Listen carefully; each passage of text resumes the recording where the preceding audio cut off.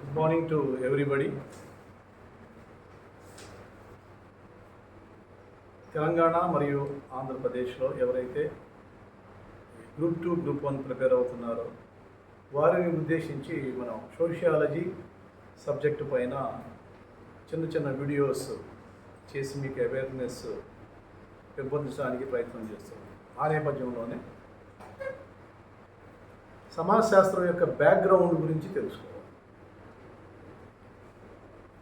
సమాజ శాస్త్రం అనేది 1839లో వచ్చినప్పటికీ దాని బ్యాక్గ్రౌండ్ అనేది ప్రాచీన దశ నుంచి మధ్యయుగ దశ నుంచి ఆధునిక దశ వరకు ప్రయాణం చేసినట్లు మనకు తెలుస్తుంది.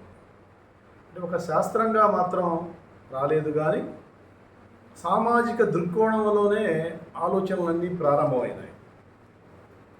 ఇంతకుముందు వీడియోలో మనం ప్రాచీన సమాజంలో సామాజిక ఆలోచన అనేది డిస్కస్ చేసాం.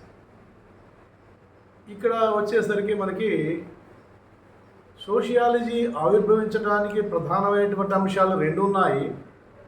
ఒకటి పారిశ్రామిక విప్లవం, రెండు ఫ్రెంచ్ విప్లవం చెప్పుకుంటాం.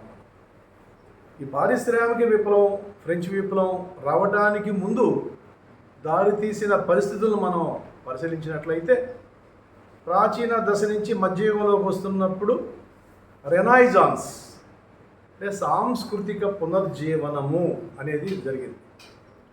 ఈ సాంస్కృతిక పునర్జీవనం ఐరోపా ఖండంలో ఆవిర్భవించి అనేక దేశాలకు వ్యాప్తి చెందింది. సాంస్కృతిక పునర్జీవనంలో రెనైజాన్స్ పీరియడ్లో the human thinking was changed. అంటే మానవుడి యొక్క ఆలోచనలు అనేవి మారిపోయినాయి.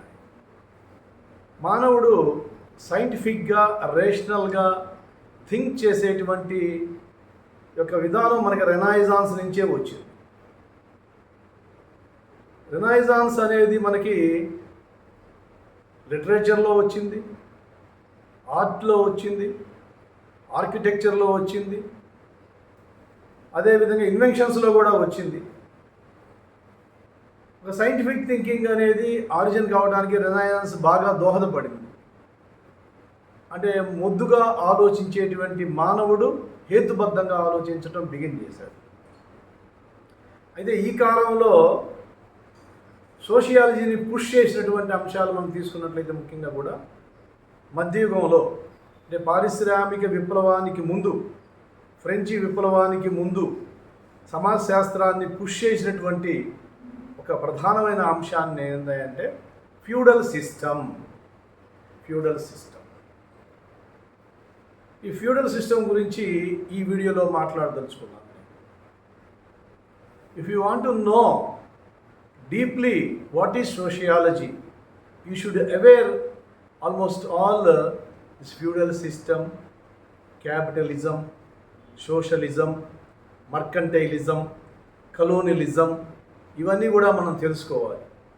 అంటే చారిత్రకపరమైన అంశాలైనప్పటికీ కూడా సోషియాలజీకి సంబంధమైనటువంటివిగా భావించాలి. ఇంత డెప్త్గా అధ్యయనం చేస్తేనే మనకి సమాజ శాస్త్రంలో వచ్చేటువంటి ప్రశ్నలు అంటే స్టేట్మెంట్స్ రూపంలో వచ్చేటువంటి ప్రశ్నలు మనం ఆన్సర్ చేయడానికి అవకాశం ఉంటుంది. భూస్వామ్య వ్యవస్థ అంటే ల్యాండ్ లార్డ్ సిస్టమ్ అని చెప్పేసి అంటారు. ల్యాండ్ లార్డ్ సిస్టమ్ ఎట్లా వచ్చింది? ఆదిమ మానవుడు ఒక 5 లక్షల సంవత్సరాల క్రితం ఆవిర్భవించినట్లు మానవ నాగరికత మనకు తెలుస్తూ ఉంది. ఆ పరిణామంలో మనం చూసినట్లయితే ఒక 10,000 దగ్గర నుంచి 1000 వరకు చూసినట్లయితే మనకి నాగరికత స్పష్టంగా మానవుల యొక్క నాగరికత కనబడుతూ ఉంది. వాటిల్లో మనకి తెలిసినటువంటిది ఏంటంటే 2500 BC దగ్గర మనకి సింధు నాగరికత కనిపిస్తూ ఉంది. 1600లో తొలి ఆర్యులు, మలి ఆర్యులు కనిపిస్తూ ఉన్నారు మనకి. ఇది మానవ నాగరికత. ఈ మానవ నాగరికతలో ఏం జరిగింది అంటే ఎవరు ఈ సమాజాన్ని శాసించగలరు అని పరిశీలించినట్లయితే హ్యూమన్ హిస్టరీ మొత్తం తీసుకొని ఎవరైతే భూమి మీద ఆధిపత్యం కలిగి ఉంటారో వాళ్ళు సమాజాలని శాసించగలరు, అంటే అధికారాన్ని పొందగలరు. అధికారం అంటే ఇక్కడ ఎట్లా? సామాజిక అధికారము, రాజకీయ అధికారము, ఆర్థిక అధికారము, సాంస్కృతిక అధికారం కూడా, అదేవిధంగా మనకి వైజ్ఞానిక పరమైనటువంటి అధికారం కూడా.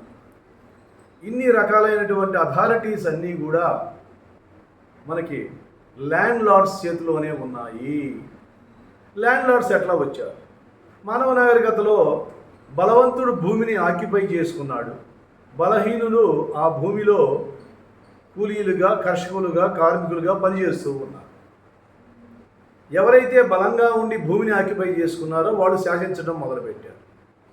ఆ విధంగా మనకు వచ్చినటువంటిదే జమీందారీ విధానము, మహల్వారీ విధానము, ఇనాందారీ విధానము. ఇవన్నీ కూడా భారతదేశంలోనే పుట్టినాయి.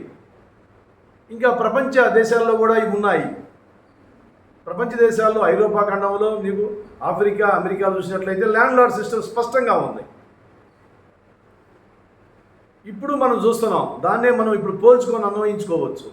ఇప్పుడు కూడా ఎవరైతే ల్యాండ్ మీద అథారిటీ ఉంటుందో వాళ్ళు ఇండస్ట్రీలు స్థాపిస్తారు, ఎవరైతే ఇండస్ట్రీలు స్థాపిస్తారో వాళ్ళు రాజకీయ అధికారాన్ని పొందుతారు. సేమ్ సిస్టమ్ నడుస్తూనే ఉంది. చూడండి, మీరు కావాలంటే రూపాంతరం మారింది, కాకపోతే రూపాంతరం మారింది. ఇప్పుడు రాజకీయపరమైనటువంటి టికెట్స్ పొందాలంటే పిహెచ్డి చేసిన వాళ్ళకి, పీజీ చేసిన వాళ్ళకి ఇస్తారా? లేదు. ఎవరికైతే భూములు ఉన్నాయో, ఎవరికైతే పరిశ్రమలు ఉన్నాయో, ఎవరికైతే ఆర్థిక అధికారం ఉందో వాళ్ళకే ఇస్తున్నారు. అప్పుడు కూడా అదే జరిగింది. ఈ యొక్క ల్యాండ్ లార్డ్స్ చేతిలో రాజు ఉండేవాడు, చక్రవర్తి ఉండేవాడు. ఈ ల్యాండ్ లార్డ్స్ చేతిలోనే మతాధికారులు ఉండేవాడు. మతాధికారులు, చక్రవర్తులు, ల్యాండ్ లార్డ్స్ రాజ్యాధికారాన్ని కలిగి సామాన్య ప్రజల్ని కర్షకులుగా, కార్మికులుగా, కూలీలుగా, భూమి లేని వ్యవసాయదారులుగా, బానిసలుగా ఉంచుకొని పరిపాలనా వ్యవస్థని కొనసాగించారు. ఇటువంటి పరిపాలనా వ్యవస్థ అంతమొందడానికి చాలా కాలం టైం పట్టింది. చాలా కాలం పట్టింది. మీరు మధ్యయుగాన్ని మీరు స్టడీ చేసినట్లయితే ఫ్యూడల్ సిస్టమ్ మనకి స్పష్టంగా ఉంటుంది. ఫ్యూడల్ సిస్టంలో మనకి బానిస వ్యవస్థ ఉంటుంది, బాండెడ్ లేబర్ ఉంటుంది, మనిషికి స్వేచ్ఛ లేదు, సమానత్వం లేదు, సౌభ్రాతత్వం లేదు. ఈ స్వేచ్ఛ, సమానత్వము, సౌభ్రాతత్వము అనేవి ఎక్కడ వచ్చినాయంటే మన ఫ్రెంచ్ విప్లవంలో వచ్చినాయి. పారిశ్రామిక విప్లవంలో ద్వారా వచ్చినటువంటి హేతుబద్ధత, శాస్త్రీయమైనటువంటి ఆలోచన అనేది మనుషుల్ని రేషనాలిటీ వైపు నడిపించినాయి. కాబట్టే పారిశ్రామిక ఫ్రెంచ్ విప్లవాలు అనేవి సమాజ శాస్త్రం రావటానికి పుష్ చేసి అని చెప్పడానికి అవకాశం మనకి కనిపిస్తుంది. దానికంటే ముందు ల్యాండ్ లార్డ్ సిస్టంలో కొనసాగినటువంటి శ్రమ దోపిడీ, ఈ శ్రమ దోపిడీ గురించి కార్ల్ మార్క్స్ చాలా స్పష్టంగా వివరిస్తాడు. అంటే పరిణామ దశలు ఎలా కొనసాగినాయి. ప్రిమిటివ్ కమ్యూనిజం అని చెప్పేసి అంటాడు. అంటే ఆదిమ సమాజాల్లో అందరూ సమానంగా ఉన్నారు. ఆ ప్రిమిటివ్ కమ్యూనిజం తర్వాత ఏం జరిగింది?